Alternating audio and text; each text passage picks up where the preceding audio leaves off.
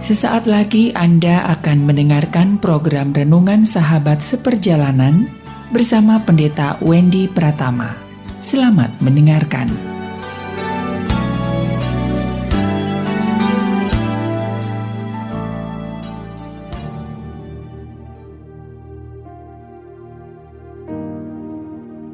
Selamat berjumpa kembali dalam layanan audio Sahabat Perjalanan. Hari ini adalah hari Minggu 21 Agustus 2022. Tema renungan saat teduh kita dengan judul Kepahitan dalam Keluarga. Kepahitan dalam keluarga. Firman Tuhan terambil dalam Kisah Rasul pasal 8 ayat yang ke-23. Sebab kulihat bahwa hatimu telah seperti empedu yang pahit dan terjerat dalam kejahatan. Mari kita berdoa. Bapa yang di dalam sorga, tatkala kehidupan kami melewati masa-masa yang pahit, maka akan menjadi sebuah perjalanan tetap dalam kondisi pahit, atau kami mengubahnya menjadi sebuah kemanisan. Dalam nama Tuhan Yesus kami berdoa, amin. Sahabat seperjalanan yang dikasihi Tuhan, kepahitan di dalam keluarga. Sahabat seperjalanan, kalau kita berbicara tentang pahit, apakah kepahitan itu sesuatu yang buruk atau sesungguhnya memberikan dampak yang baik untuk kita semua? Kepahitan kalau kita jabarkan adalah sebuah pengalaman yang kita tidak sukai, yang kita tidak harapkan, yang tidak pernah direncanakan, dan terjadi di masa lalu atau sampai sekarang masih berlanjut, dan itu menyakitkan. Itu menghambat proses perjalanan kehidupan kita yang sedang saat ini dilakukan dan juga perjalanan ke depannya. Sahabat perjalanan yang dikasihi Tuhan, Kisah Rasul 8 ayat ke-23, sebab kulihat bahwa hatimu telah seperti empedu yang pahit dan terjerat dalam kejahatan. Sahabat perjalanan, kepahitan diidentikan, disejajarkan, disandingkan, dihubungkan dengan yang namanya itu kejahatan. Kalau kita belajar, sebab yang kulihat bahwa hatimu telah seperti empedu yang pahit dan terjerat dalam kejahatan, maka pahit di sini adalah sesuatu yang negatif karena dikaitkan dengan kejahatan. Sahabat perjalanan yang dikasihi Tuhan, kalau kita belajar tentang sebuah proses perjalanan hidup manusia, pada awalnya orang yang mengalami kepahitan hidup itu adalah korban. Sehingga tatkala pahit berhenti di dalam kehidupan kita, kemudian pahit itu kita olah dengan cara yang salah, maka itu akan menjadi kejahatan. Sahabat perjalanan, saya ulangi dan garis bawahi kembali kalimat ini. Jika kepahitan yang kita alami tidak diproses dengan benar, maka itu akan berubah menjadi kejahatan. Banyak sekali orang-orang yang di masa kecilnya mengalami berbagai macam tekanan penganiayaan, mengalami ketidakadilan, mengalami kesewenang-wenangan, mengalami pelecehan nama baik, termasuk juga pelecehan seksual, pelecehan kesukuan, pelecehan latar belakang keluarga. Tatkala diolah tidak baik menjadi kepahitan dan kepahitan berubah menjadi kejahatan. Pada saat kita bertumbuh menjadi dewasa dan kemudian menjalani kehidupan di masa-masa perjalanan hidup saat ini dan yang akan datang, maka itu menjadi sebuah film yang terulang kembali. Sama dengan fotokopi yang terulang kembali, yang tadinya kita adalah korban kemudian menjadi pelaku. Kita melihat mereka-mereka yang masa kecilnya adalah korban daripada pelecehan seksual. Pada masa dewasanya, dia menjadi pelakunya sendiri. Orang-orang yang menjadi tidak adil dalam kehidupan, karena di masa lalunya dia mengalami perlakuan tidak adil. Orang-orang yang menekan orang lain, pada masa lalunya dia punya pengalaman yang sama. Mengapa demikian, sahabat seperjalanan? Karena kepahitan diolah secara tidak baik, dan kepahitan itu berubah menjadi kejahatan. Kalau kita belajar tentang pahit dan kaitannya dalam ayat ini, yaitu tentang empedu. Empedu itu punya manfaat yang luar biasa.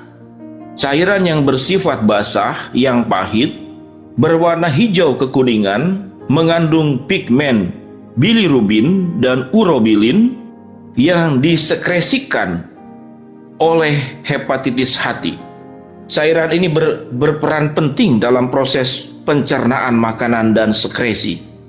Cairan empedu diproduksi oleh organ hati untuk mencerna lemak di usus besar dan juga fungsinya untuk pengeluaran zat sisa metabolisme dari dalam tubuh.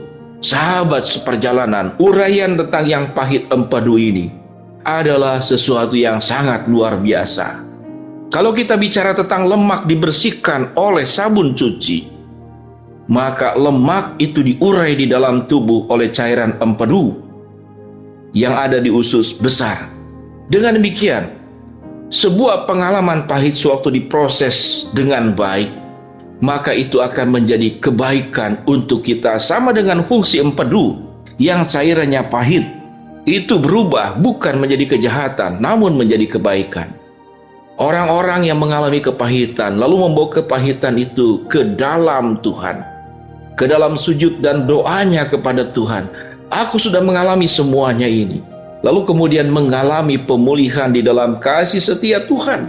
Aku yang memulihkan engkau, aku yang mengembalikan engkau menjadi murni kembali, menjadi bersih kembali, menjadi bejana yang dibentuk oleh tangan Tuhan. Maka kepahitan itu membuat setiap diri kita masing-masing menjadi peduli orang-orang yang punya pengalaman yang sama dengan kita. Kitalah yang menjadi pembawa berkat buat mereka. Banyak konselor-konselor keluarga, mereka sekolah bidangnya karena pernah punya pengalaman yang kurang baik di masa lalu. Banyak mereka yang punya perhatian kepada orang-orang yang terpinggirkan, yang tersisihkan di dalam sosial, di masyarakat, dan dimanapun, karena mereka pernah pengalaman yang sama. Namun suatu kepahitan itu dibawa kepada Tuhan, terjadi pemulihan, mengampuni masa lalu, tidak mengingat kepahitan sebagai proses pembelajaran.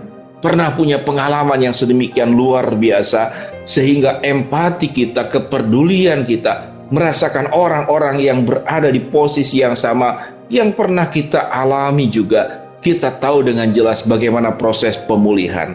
Karena sahabat seperjalanan, orang yang mengubah kepahitan menjadi berkat itu, setelah dia mengalami kepahitan, dia mengalami sebuah perubahan, memproses kepahitan itu dengan benar.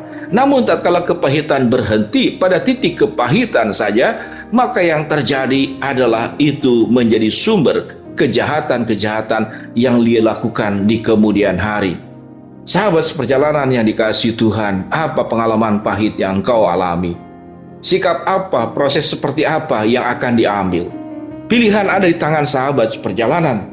Apakah engkau kemudian tetap berada di dalam kepahitan, dan kepahitan itu diproses menjadi tindakan kejahatan, atau kepahitan itu tidak oleh dirimu sendiri, bersama dengan Tuhan.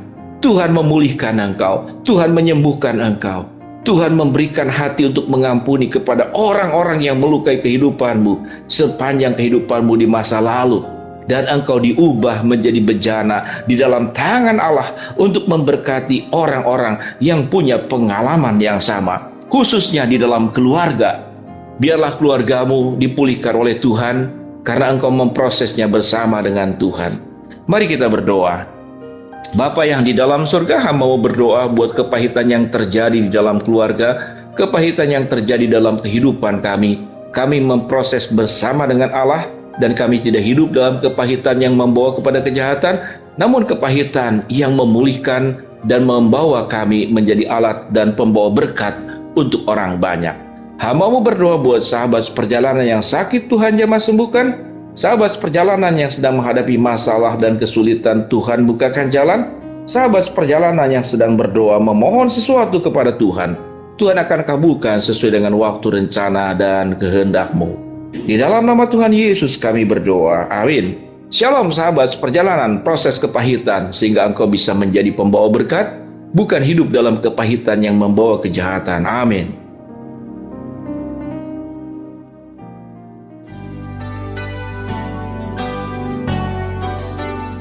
Anda baru saja mendengarkan program Renungan Sahabat Seperjalanan bersama Pendeta Wendy Pratama. Terima kasih atas perhatian Anda. Tuhan Yesus memberkati.